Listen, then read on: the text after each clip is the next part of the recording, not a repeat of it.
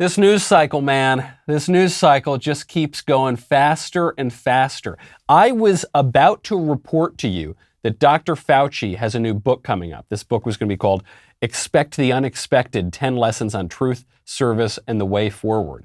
This was going to be his version of the Cuomo COVID book that you released during the thing. So I was going to report on it. I was going to give some thoughts. And then, no sooner was that announced than the Dr. Fauci email leak comes out. And now you can't even find the book on Amazon or Barnes & Noble or any of the major booksellers. Before I had the chance to report on it, it got pulled. A lesson, I think, to these guys who got a lot of credit for leading in COVID, and it turned out they were wrong about everything. A lesson, wait to write the book. Write the book a little bit later, or it's not going to turn out very well for you. But there's actually even stranger science fiction than Dr. Fauci's. UFOs, racial health crises, and a Texas valedictorian's viral insistence that babies are not babies. Maybe the unborn babies are aliens, too. I'm Michael Knowles. This is The Michael Knowles Show.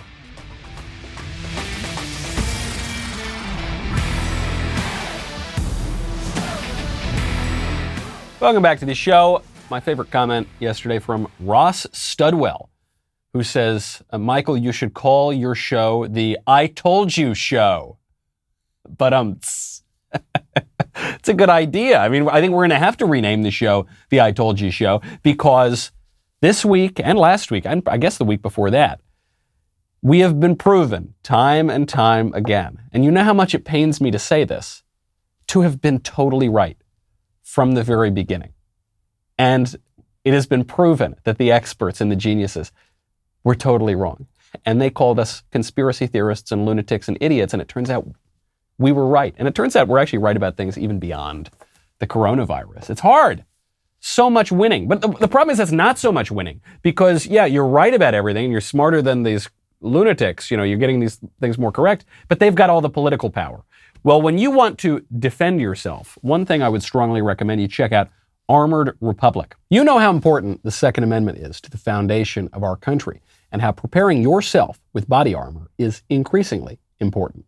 Not just enough to go on the offense, you gotta also have some defense too. Our friends at AR 500 Armor have made buying body armor easy, approachable, and affordable. What if you are unsure of what type of armor you are needing or just need some pointers based on your needs? They have you covered. They have their Independence Day sale going on right now so you can have your order in before the 4th of July. These sales are up to 50% off select products, so get them while they last. They have rifle-rated bundles starting as low as $99. Very important to protect yourself. When you're going to protect yourself, you're going to have a firearm and you're going to be able to, go on the offense against an intruder, say. You also want to protect yourself. That is the other side of this. Best of all, they have put together some packages specifically for listeners of the Daily Wire for everyone. Go check it out at ar500armor.com. ar500armor.com/Knowles. Use code Knowles, Knowles, at checkout for 20% off. I hate to say I told you so. It pains me. It hurts me. But I will. Not just on COVID. Obviously, we were all completely right about that, and the Faucis of the world were completely wrong. But even on the UFOs, you remember everybody was going absolutely UFO crazy. The aliens exist. I had many debates with Matt Walsh about this. Matt, very pro-alien. I, somewhat anti-alien. And I said, whatever these UFOs are, I don't think that it's ET. I don't think it's Martians. And people said, Michael, you're crazy. And I said, I think very likely it's our own technology. If it's not our own technology, very likely it's the technology of a foreign government, or there may be some other explanation. It might be something of an illusion or something like that, but I think the least likely possibility is that it's ET. Well, we got the intelligence report out. We got the UFO report from the Pentagon. Now, again, you're going to have to take this somewhat with a grain of salt because we're beginning with the premise here that the government does not always tell you the truth.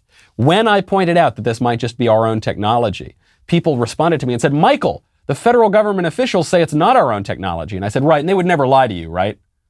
What have we been doing the past 18 months? The past 5 years or so? The federal government would never lie about like Russian interference in the election or Ukrainian corruption in the United States or the coronavirus or maybe some other things having to do with 2020. They would never lie about that, right? No. But taking this with a grain of salt, here is what the intelligence report says. They first off deny that it's our stuff flying in the sky. But then they say that they have no evidence to believe this is aliens. I suspect if they did have evidence that it was aliens, they might try to leak that or continue to stoke that because it would be very sensationalist. It would keep the public enraptured. It would get people more supportive of spending money on Space Force or on defense spending. But they write, quote, intelligence officials believe at least some of the aerial phenomena could be experimental technology from a rival power, most likely Russia or China. Called it, totally called it. I said it from the beginning. The people who were first observing these phenomena said it wasn't Russia or China. The other genius observers about this says it wasn't Russia or China. I said, I bet it's Russia or China. Looks as though I'm right. Inasmuch as we can trust the report, looks as though we were right here. Our senior official briefed on the intelligence said without hesitation, the U.S. officials knew it was not American technology. Maybe it is, maybe it isn't, maybe it's a fake out to Russia or China. But he said there is worry among intelligence officials that China or Russia could be experimenting with hypersonic technology. Why do we believe this? Well, there is actually a lot of evidence. Russia has been investing heavily in hypersonics, believing that that technology offers the ability to evade American missile defense technology. Obviously, it would. Is it just Russia? No, China also has developed hypersonic weaponry and included it in military parades. So it's not even like we need to rely on the report to know that China's building this. China has publicly displayed this kind of technology. The report concludes, if the phenomenon were Chinese or Russian aircraft, officials said it would suggest the two powers' hypersonic research has far outpaced American military development. Well, of course that's the case, because Russia and China are investing their money and focusing on winning wars, and the United States is making glossy cartoon commercials about soldiers who have lesbian mothers who spent their youth growing up at pride parades. So yeah, where you put your resources, that's where you're going to get the payoff. There's no woker military establishment right now and bureaucracy than that of the United States, but in terms of this hypersonic technology, China and Russia may have a leg up. The things that they are doing, says the report, where they're spending money, you can't help but be concerned about China's ability to challenge us, as I said, in certain places. And then former officials go on. They say, I don't want to talk about this in detail because it poses a national security threat, to acknowledge that. But there are places where China is frankly doing a better job. Right. That's a big problem. One of the arguments in favor of this being aliens is they said, well, the aircraft are going faster than the speed of sound. Right. We know how to do that. Yes, there are some aspects of these aircraft that we don't understand at all. That seems really quite far ahead of our technology. But the hypersonic thing, we do understand. United Airlines just bought a bunch of supersonic jets. The Concorde flew for years and years and years, decades and decades ago. They actually stopped flying at the end of the 90s or the early 2000s? So yeah, we know how to do this stuff. And the idea that there would be some advances in that sort of technology over the past 3 decades is not really surprising. If it were aliens, it might actually make us feel better, because if it is, as these reports suggest and as common sense suggests, if it is the case that it's Russia and China messing around with new technology, that seems to put us in a far worse position. Even crazier than the belief in extraterrestrial life, to me, is the denial of terrestrial life. What I mean by that is, we are so eager to believe in little green men flying to us from Saturn, but we are so, at the same time, insistent on denying that babies are babies, right? We can't, think about how gullible we are. Think about how stupid we are. I'm not talking about us, okay? I'm not talking about you and me, who were more correct than Dr. Fauci. I'm talking about the radicals who refuse to acknowledge that a baby is a baby. You know, if we went out to some distant star and found some distant planet, and there were a little rover that found one little microscopic, sort of vaguely resembles life, this would be an earth-shattering event. We would be so shocked and amazed. But you can see a baby on an ultrasound in the womb, moving his little hands, and he's got all his little body parts, and we deny that that is a human, as a valedictorian girl in Texas just did, and she went viral for it. I hesitated to play this video because I feel bad for 18-year-olds who get too much attention, because 18-year-olds are idiots, just sort of by definition. They just don't know. Even if they're intelligent, they don't really know anything, especially these days where the educational system has been so rotted out. So I don't want to put a spotlight on this girl who is blabbing incoherently and begging for the right to murder her own child. However, it's already gone viral. I won't use her name, but take a listen to this ghastly speech. Starting in September, there will be a ban on abortions after 6 weeks of pregnancy, regardless of whether the pregnancy was a result of rape or incest. 6 weeks. That's all women get. And so before they realize, most of them don't realize that they're pregnant by 6 weeks. So before they have a chance to decide if they are emotionally, physically, and financially stable enough to carry out a full-term pregnancy, before they have the chance to decide if they can take on the responsibility of bringing another human being into the world, that decision is made for them by a stranger. A decision that will affect the rest of their lives is made by a stranger. I am terrified that if my contraceptives fail, I am terrified that if I am raped, then my hopes and aspirations and dreams and efforts for my future will no longer matter. I hope that you can feel how gut-wrenching that is. Yes, we can all feel how gut-wrenching that is. Now, speaking of guts and gut-wrenching, think about applying that same logic to the little baby. Imagine if a life-changing decision were made for you by someone else. You mean like by an abortionist or by a child's mother who would kill him in the womb? Yeah, imagine that. That'd be pretty bad. They're not prioritizing my life, right? What about someone else's life, right? Look, plenty of 18-year-olds have stupid ideas about the world. I had plenty of stupid ideas, including on this point. I think I was actually in favor of legal abortion when I was 18. I'm trying to think when I changed my mind. I was probably 20 or something. I mean, at this point, I probably would have said I was pro-abortion. So I feel for her, and it's too bad that she blew it this way. I mean, it's too bad that she made such a mess of things instead of just saying, thank you, it's an honor to be valedictorian, have a good life. People are saying the speech was courageous. It was not courageous. I mean, she lied about what speech she was going to give. Apparently, there had been some discussions about whether or not she was going to address this issue. And it's really sad for her because she has dedicated now her achievement to the alleged right of mothers to murder their children in the womb. That is not something that history is going to look kindly on. We talk about the right side of history sometimes, that's a left-wing line. Well, if there is such a right side of history, certainly on the right side of justice, people are not going to look at this very kindly. It shows you, though, the level of indoctrination. I mean, this was even true when I was a teenager. Just the way the culture, not even just the educational institutions, the culture, the Hollywood, the mainstream media, certainly the educational apparatus, they all sort of brainwash you with this idea that you can't possibly speak out against it. What is courageous about going out and saying something that will only receive one plaudits by the entire system? That's not speaking truth to power. That's speaking power to truth. But it might take that girl a little bit longer to realize that. With everything sort of crumbling all around us, it's probably a good idea to invest in something physical, something tangible, something with value, something like Acre Gold. Acre lets you subscribe to Gold Bars for as little as $30 a month. You pay each month. Once your gold stash reaches the price of their Gold Bars, they will discreetly ship Acre Gold to your house. Acre has a new $100 a month subscription to a 5-gram Gold Bar. Acre ships your gold directly and discreetly to your door. But the big takeaway here is that you don't need to come out of pocket all at once to acquire meaningful gold over time, okay?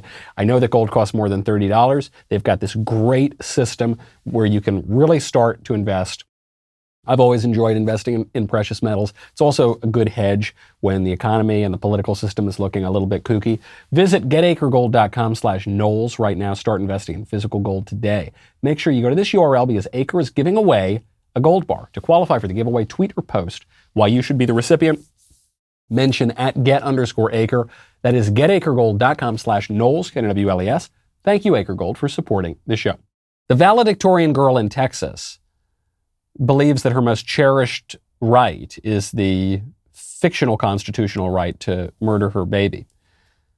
Women who have that alleged right forced upon them recognize that that is not the case.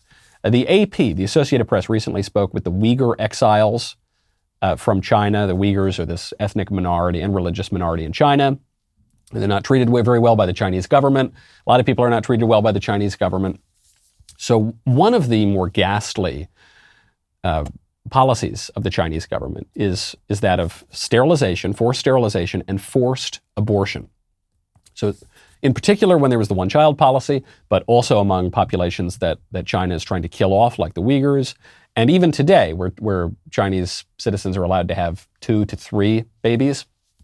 If you have more than that, the authorities will come in, kick down your door, and kill your kid in your womb. So this is from one of these Uyghur women. It said, I was 6.5 months pregnant. The police came, 1 Uyghur and 2 Chinese. They put me and 8 other pregnant women in cars and took us to the hospital. This is a woman who's now fled and she's living in Istanbul. They first gave me a pill and said to take it. So I did. I didn't know what it was. Half an hour later, they put a needle in my belly, and sometime after that, I lost my child. This is heart-wrenching stuff, especially for anybody who's ever had a kid.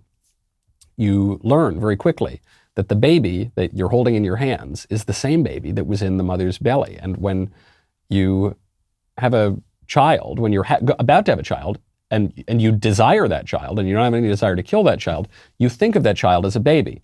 We never talk about the royal fetus when Kate Middleton is pregnant, right? We always talk about the royal baby. Well, does the baby becomes a baby because he is desired by his parents? No, the baby either is a baby or he's not a baby, and the desire of his parents to keep him or kill him has nothing to do with that. It has absolutely no bearing on the question. This woman obviously wanted her baby, and the baby was killed by these Chinese authorities. Look at the birth rate. Birth rates are important things to look at because we talk about ways to save the civilization, save our country. Well, if you stop having kids, then it doesn't matter how many brilliant polemics or political philosophies you come up with. If there's not going to be any people, then you're not going to have a country. The birth rate across the Xinjiang region, which is the region where the Uyghurs are, fell by nearly half in the 2 years between 2017 and 2019. I guess that's 3 years, 2017, 2018, 2019. The most intense drops occurred in places where the Uyghurs and other minorities are located. Throughout the counties that are populated by a majority of these minorities, majority-minority, the birth rate dropped on average by 43.7% from 2017 to 2018.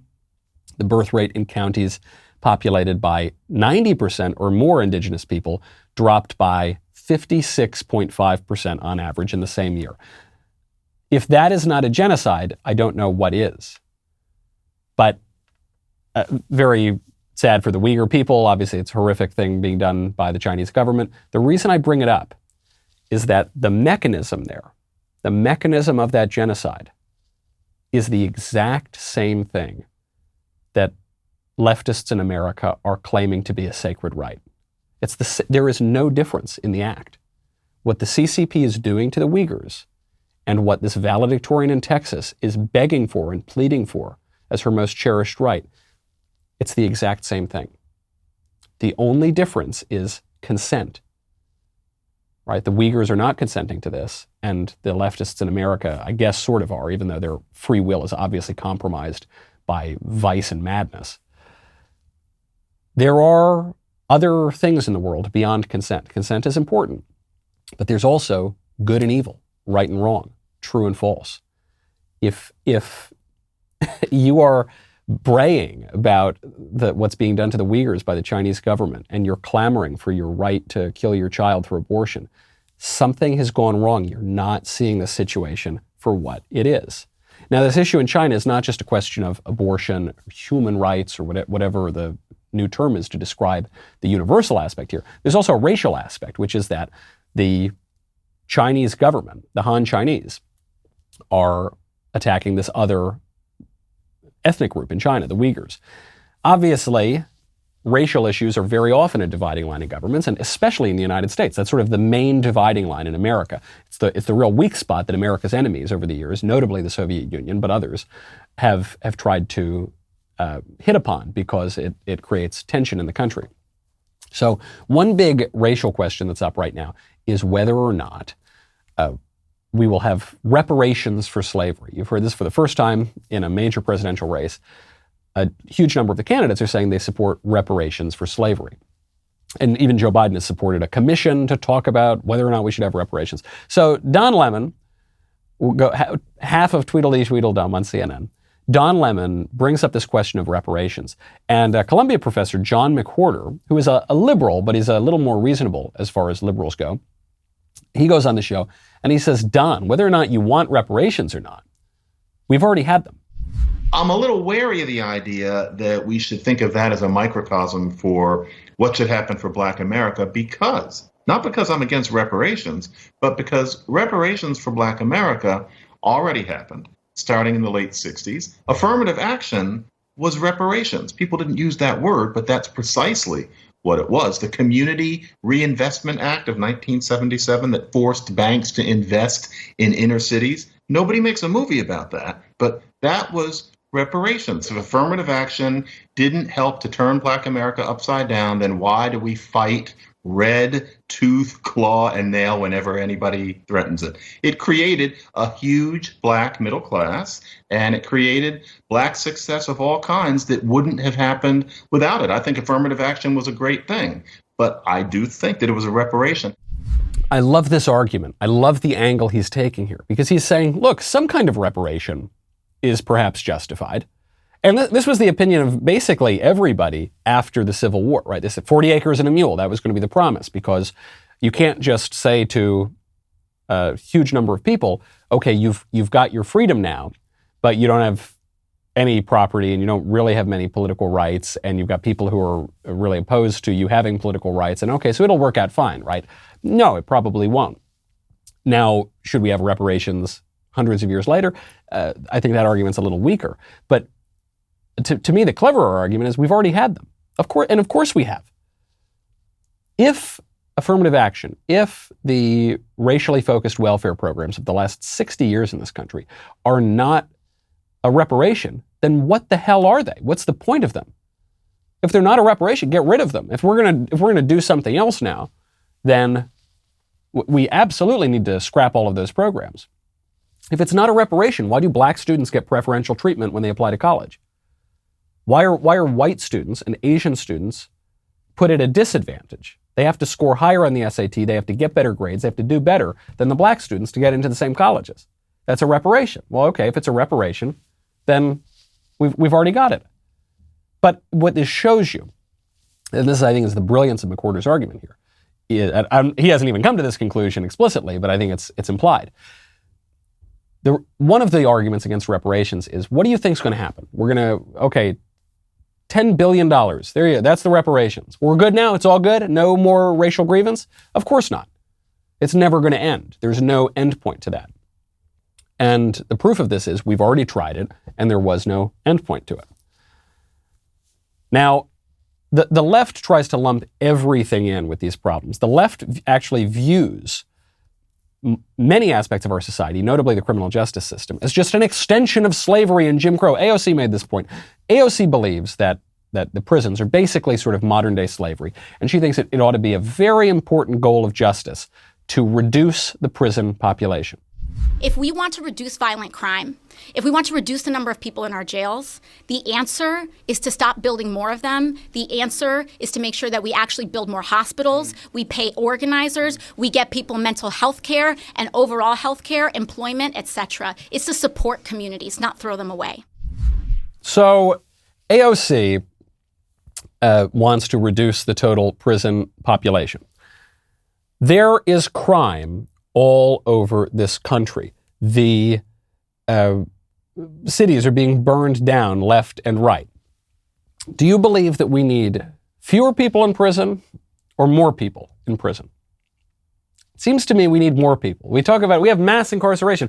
Not mass enough. Crime's going through the roof. Well, no, Michael, it's a terrible system where people are going to jail for having dime bags of marijuana. First of all, that's not true. People are going to jail because they get plea deals from much more significant charges. But even beyond that, as long as you've got Antifa and BLM terrorizing the streets, as long as you've got crime spiking in the cities, why on earth would we want fewer people in prison? If you want less crime, you got to put more criminals in the clink. Now, this is just common sense. Here's another piece of common sense. Rock Auto. RockAuto.com is so much easier than walking into that store and having a clerk humiliate you because you don't know all the details of your car. Is your Honda, Michael. Is your Honda the GT3C7? Or I guess if the clerk were talking to AOC, they would say, AOC, is your Tesla the super duper stocked up one or just the one that prevents you from fixing Abuela's roof? There are lots of questions that you could be asked. And you're not going to have the answers. They're going to go in the back. They're not going to have the part. They're going to come and order the part online and charge you twice as much. Don't do that. RockAuto.com, family business, always offers the lowest prices possible rather than changing prices based on what the market will bear, like the airlines do. Why would you spend up to twice as much for the same parts? They're a family business serving auto parts customers online for 20 years. They get the same prices for pros like me and do-it-yourselfers like you. Head on over right now to that very easy-to-navigate catalog, RockAuto.com. See all the parts available for your car or truck, and then write Knowles in their How Did You Hear About Us box so they know that we sent you. AOC, very focused on justice. We need to let the criminals out of prison, she says. This would be justice. AOC does not seem so interested in justice for her own family. So she tweeted out just a couple days ago. She goes, just over a week ago, my abuela fell ill. I went to Puerto Rico to see her, my first time in a year plus because of COVID. This is her home. Hurricane Maria relief hasn't arrived. Trump blocked money for Puerto Rico. People are forced to flee ancestral homes and developers are taking them. So most of this is not true. She says that Hurricane Maria relief hasn't arrived. That's not true. We did send relief. Trump blocked money for Puerto Rico. No, he didn't. That's not true. What happened is they sent money and then the corrupt Puerto Rican officials took the money and stole it. But that's not even my big problem with this tweet. Here's my problem. I'm looking at Abuela's house. I don't know if it's an apartment or a house. There's roof problems. She's living in squalor. I would estimate that to fix that roof costs, I don't know, like $1,000 or something like that, right? Because it's a very small roof, but let's say it's more, let's say it's $10,000 to fix that roof. AOC is a wealthy woman. She's a famous, wealthy politician. She drives a Tesla. She can't fix Abuela's roof. That's very wicked. That's an evil thing to let your abuela. Why do we have to use the term abuela, by the way? Does AOC not speak English? The term is grandmother. I don't say, I was visiting my nonna the other day. Yes, we went. We had a lovely Christmas dinner. I just left my uncle's house, and then I drove over to my nonna's house. And no, we don't do that because we're Americans and we speak English here. So she's going to let her abuela live in squalor. AOC drives a Tesla. I drive a Honda. I was thinking about buying a nicer car. But the nicer car I was going to buy would have been about $10,000 more than the Honda was. So I got $10,000 lying around because I didn't go buy I wasn't even going to buy a Tesla. I was just going to buy like a slightly fancier car. So I got that 10 grand lying around. I would like to fix Abuela's roof. I know multiple other people here who would like to fix Abuela's roof. So AOC doesn't want to do it. Just please, someone send us Abuela's address so that we can fix it. But of course, AOC, she doesn't want to do that. She actually realized, too, that she got caught in this. She goes, oh, no, Abuela's fine. I said, well, it doesn't look fine. Looks like she's living in squalor. No, we just need, Trump needs to do it. Trump, huh? That guy's not president. That guy's not going to be president again until August, if recent reports are to be believed. I'm joking. So AOC laments this horrible situation for her abuela. She then laments being a first-generation immigrant. She tweeted out, she said, I'm a first generation. How dare you speak to me this way? The problem with that statement is AOC is not a first generation immigrant. Actually, Jeremy pointed this out to me. AOC responded this way to Matt Walsh on Twitter, and then Jeremy pointed out to me, he said, AOC is not a first generation immigrant. Her father was born in America, and her mother was born in an American territory. AOC's been an American citizen without any question of her being a first-generation immigrant. Words have meaning. If we are to have self-government, words need to have meaning. I write about this in my upcoming book, Speechless, Controlling Words, Controlling Minds, available now for pre-order. The Connecticut legislature is testing the meaning of words. The Connecticut legislature has passed a bill that declares racism a public health crisis. Now the bill needs to be signed by the Democrat governor. Racism, a public health crisis. The bill writes, it is hereby declared the policy of the state of Connecticut to recognize that racism is a public health crisis. There is established a Truth and Reconciliation Commission, like South Africa, To examine racial disparities in public health, the commission shall study institutional racism in the state's laws and regulations impacting public health. So if you can, this is what's always been so dangerous about the public health tyranny of the last year and a half. More than any other government agency or government system, public health has basically limitless power because the people who run it are politicians that are by design unaccountable to the people, but they can claim that their preferred policies are backed up by science, so there's no arguing with it or debating it. And so now what they're going to try to do is call everything that they want a public health crisis. And then once they do that, there will be no one to stop them. Okay. I see the political utility in this. I see the political utility in trying to spin and trying to make words mean things that they don't mean. Every politician does that to some degree or another. If we cannot agree on the most basic meaning of words, we will not have a country. Because self-government relies upon the idea that there is an objective reality. We have words that can describe that reality, and we basically agree on what the reality is and what the words that refer to the reality mean. If we don't have that, we lose our government. Speaking of words losing their meaning, Princeton University, considered one of the top universities in the country, is removing the Latin and Greek requirement from its classics major. So you can major in classics, right, written in Latin and Greek, but you don't need to read Latin and Greek. It's pretty strange.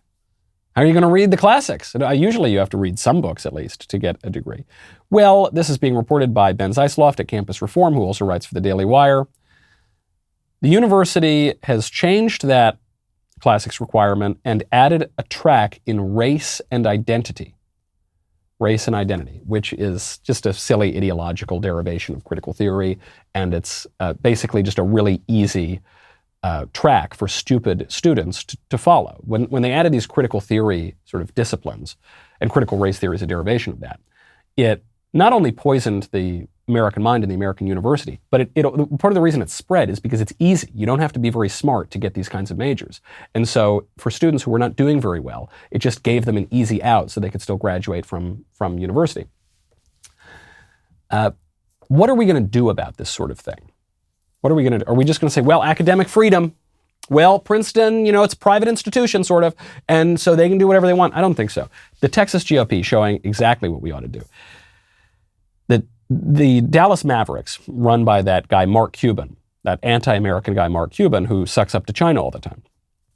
Mark Cuban decided he's not going to play the Star-Spangled Banner on the court before the game. Okay, that's his right, isn't it? He's a private organization. And no. Texas GOP came out, they passed the Star-Spangled Banner Act, Star-Spangled Banner Protection Act, I think is what it's called. And it requires that the anthem be played before professional sports games in Texas, lest the teams give up their funding from the state. I love that. But Michael, it's a regulation on business. It's not small government. Right, I don't like small government. I like limited government. I don't like small government.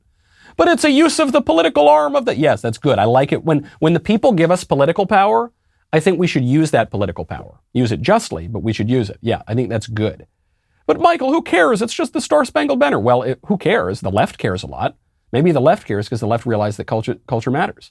Maybe actually the same conservatives who are arguing that we shouldn't use the government to do this are the conservatives who say that politics is downstream of culture and we got to focus on culture. Well, true, but politics influences culture as well. Texas GOP showing the way forward here. Great stuff. I love this. And I love that Mark Cuban is going to have to stand for the Star-Spangled Banner. He'll at least have to play the Star-Spangled Banner. Cry more, Mark. I know he'd rather play the national anthem of China. Well, tough, buddy. You're just going to have to deal with that and stand up for the red, white, and blue. Ben today will be talking about his escape from New York. Not his personally, but the sort of conservative movement to get out of New York because the place is falling apart. When it comes to exposing the left for the illogical propagandists that they are, Ben is probably the second best man for the job. No, I'm only sort of telling the truth. No, I'm kidding. He's tops. If you want to hear from him, you're in for a real treat. Every Saturday, an audio episode of this new series, Debunked, is dropping. Daily Wire members can get the full 10-episode first season over at dailywire.com. If you're not already a member, get 20% off today with code DEBUNKED while the discount lasts. Tomorrow, the audio episode on pro-abortion propaganda drops. Ben will destroy the left's moral and scientific unreasoning for abortion and discuss why life begins at conception. So check it out tomorrow on his podcast feed over at Apple, Spotify, or whatever your platform of choice may be. We'll be right back with the mailbag.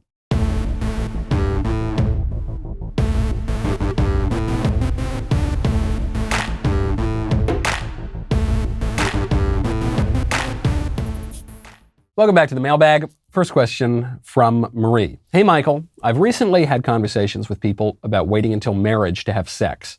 Other than the Bible tells me so, why do you, if you do, think that it's better to wait?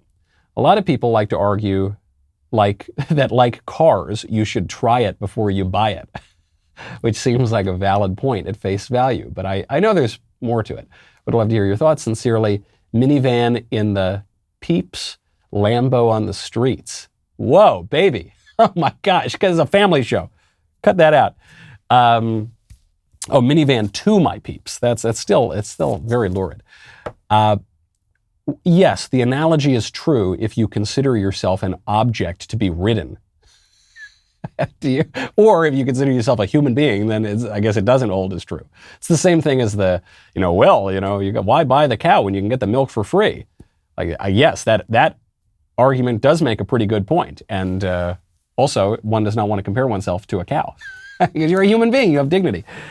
Very few people, I've noticed, in our pop culture, wait until marriage. I was an atheist for 10 years and sure behaved like one.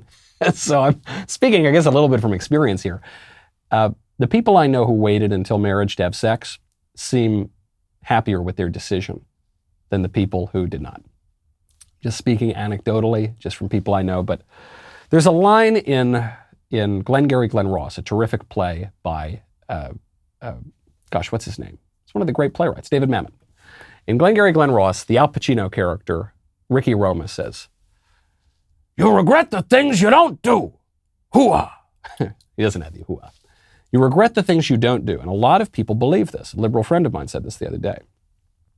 In my experience, that's not true. In my experience, you regret the things you do that you shouldn't have done.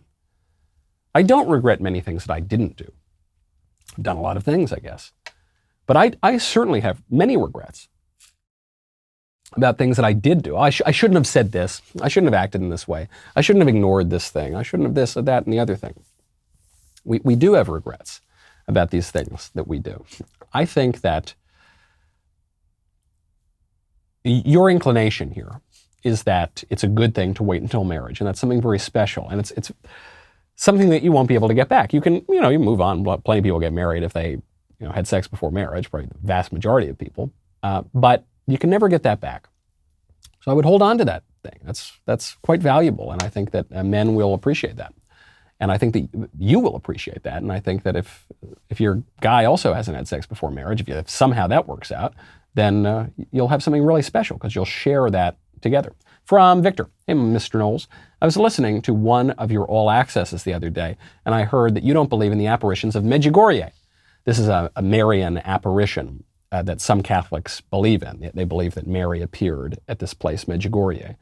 And then some people are skeptical of that. I know many people who have gone and had special experiences. My old priest and my father, for example. My family's always believed in it. I never really questioned it.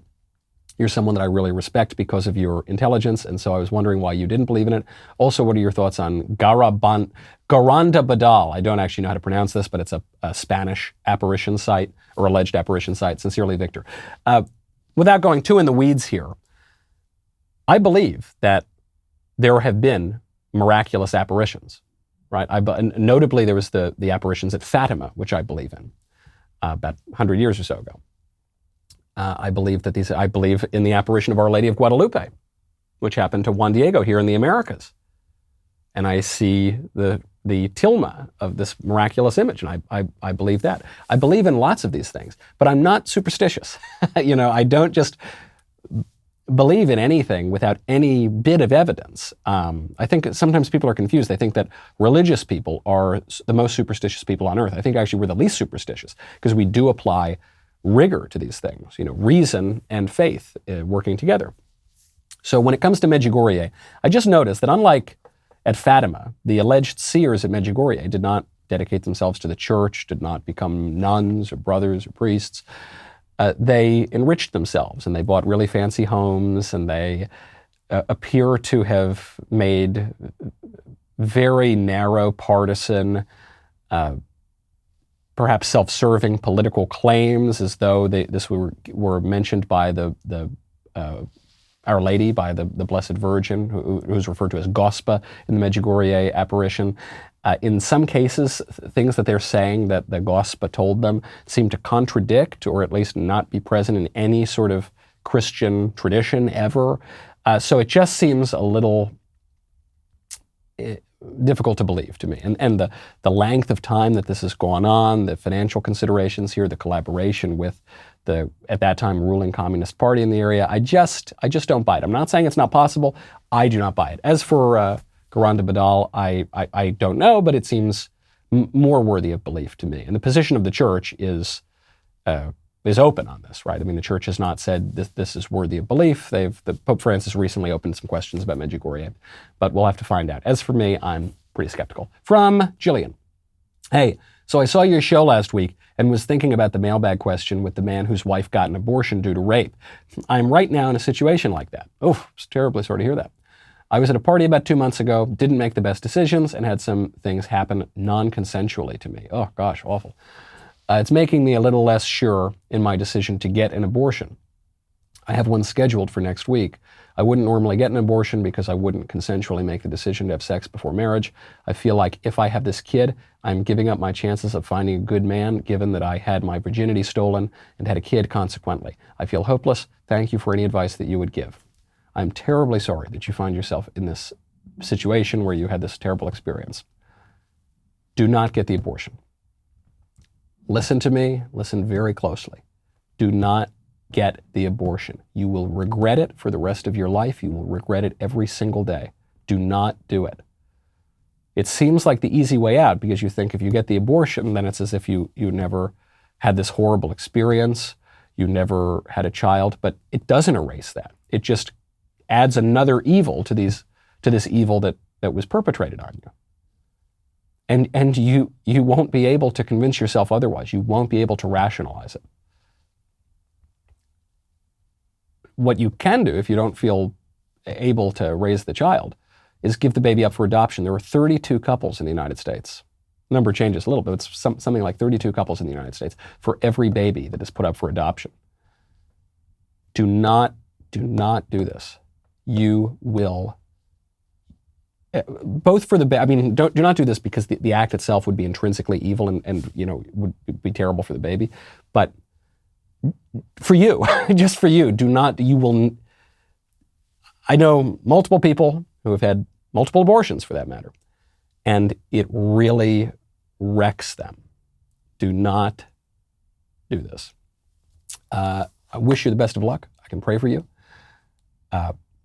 But do not let the sort of fear and anxiety and shame or whatever lead you to commit something that will only increase your fear and your anxiety and your shame. You're afraid that some man isn't going to like you now because you had this horrible thing happen to you and then you had a baby and either raised it or gave it up for adoption.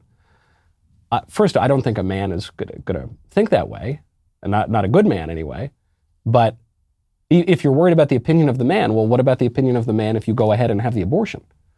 Do not do it. Do not do it. Feel free to reach out again. Happy to answer more questions. From Camille. Dear Michael, I'm a single woman in my mid-20s and I want to ask your opinion on dating apps. Personally, I hate the apps. I'm a Christian and do genuinely believe God has a plan and someone for me.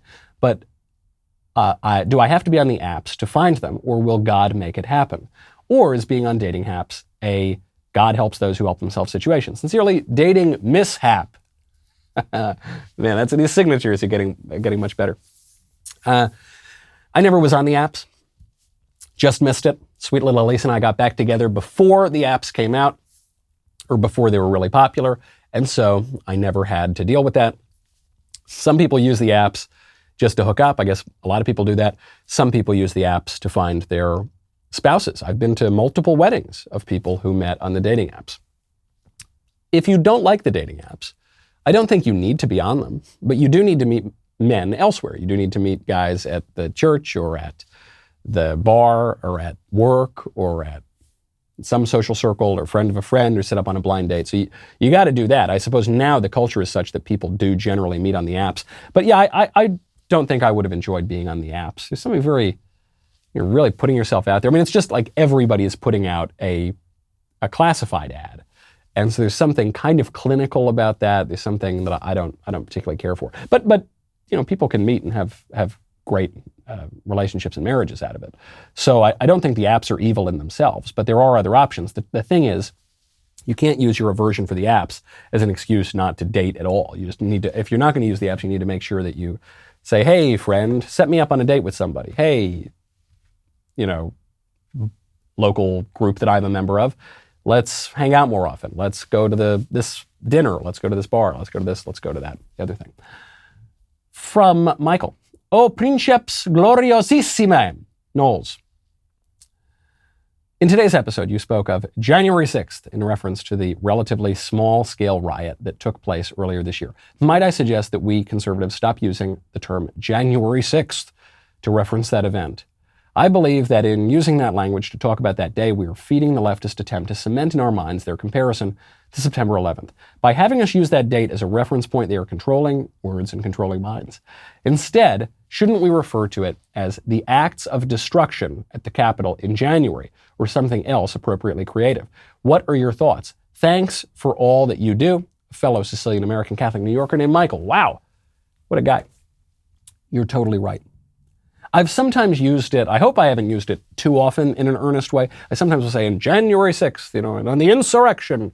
But I think you're right, we should not refer to January 6th. There's no comparison between January 6th. There's no comparison between the Capitol riot and September 11th. There's no comparison between the Capitol riot and Pearl Harbor. There's no comparison between the Capitol riot and the BLM riots of 2020. The BLM riots were much, much, much worse. And the focus on the Capitol riot is a distraction in a way for the left to get rid of their culpability. I also love your reference, which is to my upcoming book, Speechless, Controlling Words, Controlling Minds, available now for pre-order. I think you're totally right. It's a very good part. If I could expand the book in a new edition, I would include that. From Daniel. Hi, Michael.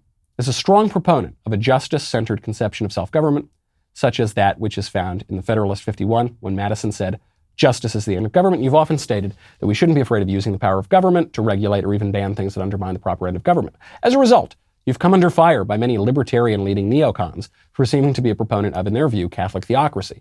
If your preferred policies were to reach their logical end states, what would you say to these people? Would you really prefer that our Constitution were chiseled in 2 stone tablets on Mount Sinai, as opposed to being written in the Pennsylvania State House? Thanks and love the show, Daniel.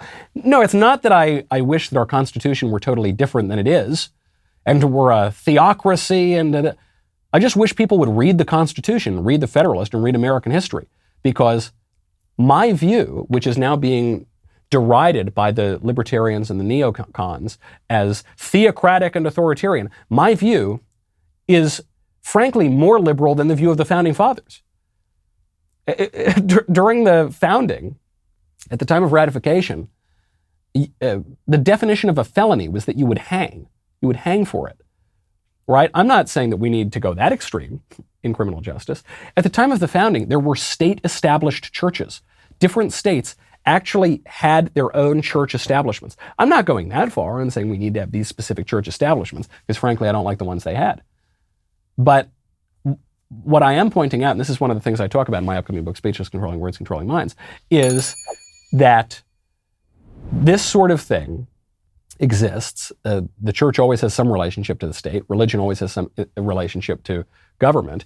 And our politics is such that, either we're going to use the power or our opponents are going to use the power. And I would just assume we use the power when the people give it to us. I want to try a little experiment before we go. Speechless. Speechless. I just wanted to see. Just wanted to break it before the weekend. See you guys, everybody. Have a good weekend. See you Monday.